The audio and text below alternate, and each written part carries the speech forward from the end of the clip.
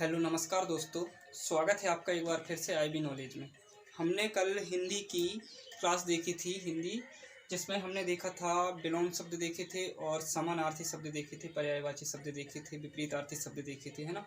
किस तरीके के होते हैं करके, किस तरीके से बनते हैं वो, और शब्दार्थ देखा था। हमने कल बताया था कि अनुच्छेद आता है हिंदी में, 4 अनुच्छेद पूछे जाते हैं, उन्हीं के अंतर्गत ये सारी चीज़ें पूछी जाती है।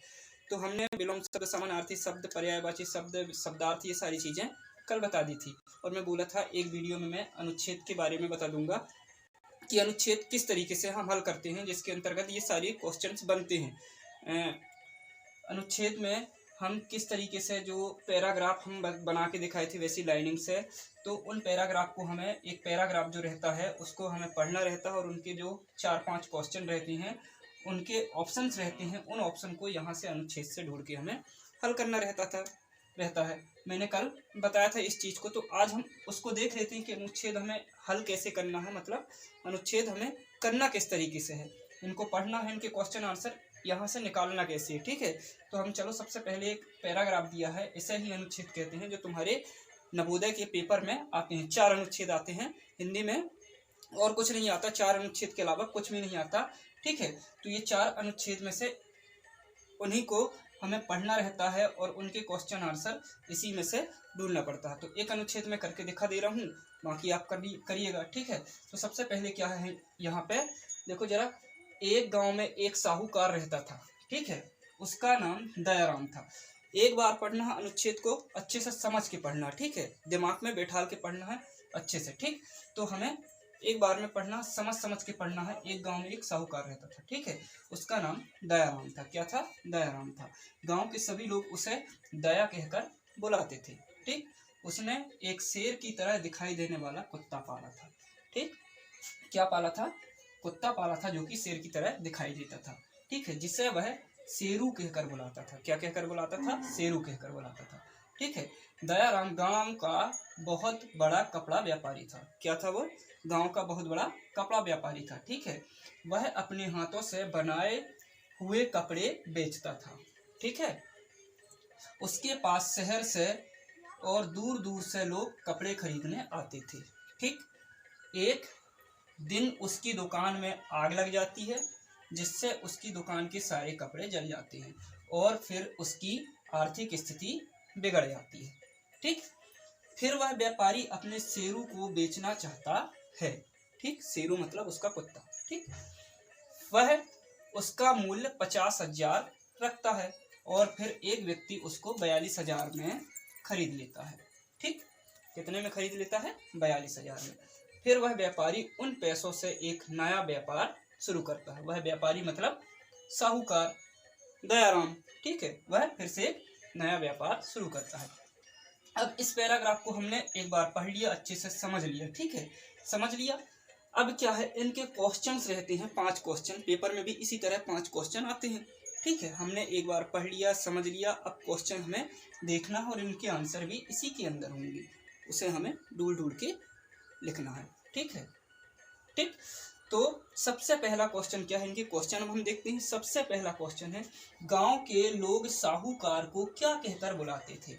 यहाँ पे साहूकार गांव का है। ठीक है, उसका नाम तो दयाराम था, लेकिन लोग क्या कहकर बुलाते थे? कालू कहकर बुलाते थे, दयालु कहकर, या दया कहकर, या शेरू कहकर। ठीक है, तो क्या कहकर बुलाते थे? यहाँ लिखा देखो, गांव के सभी लोग उसे दया कहकर बुलाते थे। मतलब इसका आंसर हमारा सी हो जाएगा। ठीक है, सी हो जाएगा। अगला क्वेश्चन क्या है, अगला देखते हैं हम। यहाँ से मिल गया हमें, अब अगले देखते हैं। साहूकार किस तरह का व्यापारी था। ठीक है, यहाँ का लिखना था मुझे, किस तरह का व्यापारी था। ठीक है, साहूकार किस तरह का व्यापारी था। तो किस तरह का व्यापारी था? वह रुई बेचता था, बर्तन बेचता था, राशन या कपड़ा बेचता था। तो यहाँ कहाँ पे लिखा है देखो जरा, दयाराम गांव का बहुत बड़ा कपड़ा व्यापारी था, ये लिखा है।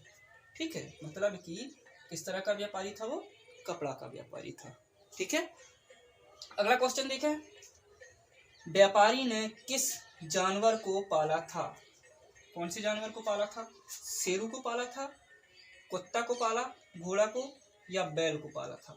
देखो, पाला तो एक कुत्ता को था, लेकिन नाम उसका शेरू था। तो हमें शेरू नहीं, हमें जानवर बताना, कौन सा जानवर पाला था। शेरू नहीं पाला था वो, एक्चुअल में वह एक क्या पाला था, कुत्ता पाला था। ठीक है, ठीक, क्या पाला था, कुत्ता पाला था। ठीक है। अब अगला क्वेश्चन फिर से, व्यापारी शेरू को कितने में बेचता है। व्यापारी शेरू को कितने में बेचता है, कितने में बेचता है। यहाँ देखो जरा, ये लिखा है 50,000, ये लिखा है 4,42,000। ठीक है, ये लिखा है 42,000 और ये लिखा है 5,000। कितने में बेचता है।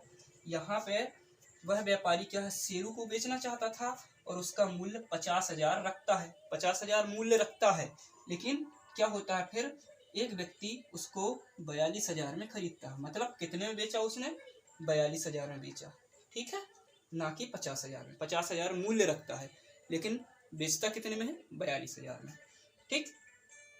अब एक क्वेश्चन और है लास्ट अपना इस अनुच्छेद का, एक का विलोम शब्द क्या है। अब मैं बताया था अनुच्छेद में कभी कभी विलोम भी पूछ लिया जाता है, कभी कभी समानार्थी भी पूछ लिया जाता है। ठीक है, तो यहाँ पे पूछा है एक का विलोम क्या है। एक का दो है कि अनेक है या अधिक है या चार है, कमेंट करके बताओ जरा। एक का दो है, अनेक है, अधिक है कि चार है। एक का विलोम क्या होता है, एक का विलोम होता है मतलब उसका उल्टा अनेक होता है। ठीक है, क्या होता है, अनेक होता है। ठीक, तो इस तरीके के हमारे क्वेश्चन थे। एक आध और क्वेश्चन बन सकता है कि यहाँ पे अगर देखें तो दिन का समानार्थी क्या है, दिन का समानार्थी क्या है। ठीक है, समानार्थी पूछ सकता है। ठीक, और नया का समानार्थी क्या है। ठीक, इस तरीके से विलोम भी पूछ लेता है। ठीक, समानार्थी भी पूछ लेता है। तो क्वेश्चन क्या है, अनुच्छेद के अंदर के ही रहते हैं। बस जो समानार्थी और विलोम रहते हैं वो क्वेश्चन अनुच्छेद से ही पूछे जाते हैं। ठीक है, अनुच्छेद में उनके जो शब्द रहते हैं पर उनकी आंसर अनुच्छेद में नहीं मिलते, आंसर तुम्हें याद करना पड़ता है। ठीक, जो शब्द रहते हैं, जैसे एक शब्द कहीं ना कहीं यूज हुआ होगा। यहाँ पे है, एक दिन उसकी दुकान में आग लग जाती है। ये शब्द यहाँ पे यूज हुआ है, उपयोग में लाया गया है अनुच्छेद में, उसी शब्द को यहाँ पे विलोम पूछा गया है। ठीक है, इनके आंसर अनुच्छेद में नहीं मिलते, समानार्थी के आंसर नहीं मिलते, विलोम के आंसर नहीं मिलते हमें। ठीक, बाकी सारी चीज़ों के आंसर आपको मिल जाएंगे और शब्दार्थ का आंसर नहीं मिलेगा। समानार्थी, विलोम, शब्दार्थ, इनके आंसर आपको अनुच्छेद से नहीं मिलेंगे, आपको खुद को बनाना पड़ता है, लिखना पड़ता है। और उसके मैंने तरीके बताया है, विलोम मतलब उल्टा, समानार्थी मतलब उसकी समान, उसके जैसे अर्थ निकालने वाला शब्द। ठीक है, तो ये सारी चीज़ें अब आपको बन जानी चाहिए। ठीक है, अनुच्छेद हमने एक बता दिए करके, अब आप अपनी पुस्तक से हल करो। और जो भी नहीं बनेगा, जिसका विलोम नहीं बनेगा, समानार्थी नहीं बनेगा, आप गूगल में सर्च कर सकते हो, पुस्तक में ढूंढ सकते हो। इसके बाद भी अगर कोई दिक्कत है तो कमेंट करिए। ठीक, बाकी सेशन अच्छा लगा हो तो लाइक करें और शेयर करें। धन्यवाद।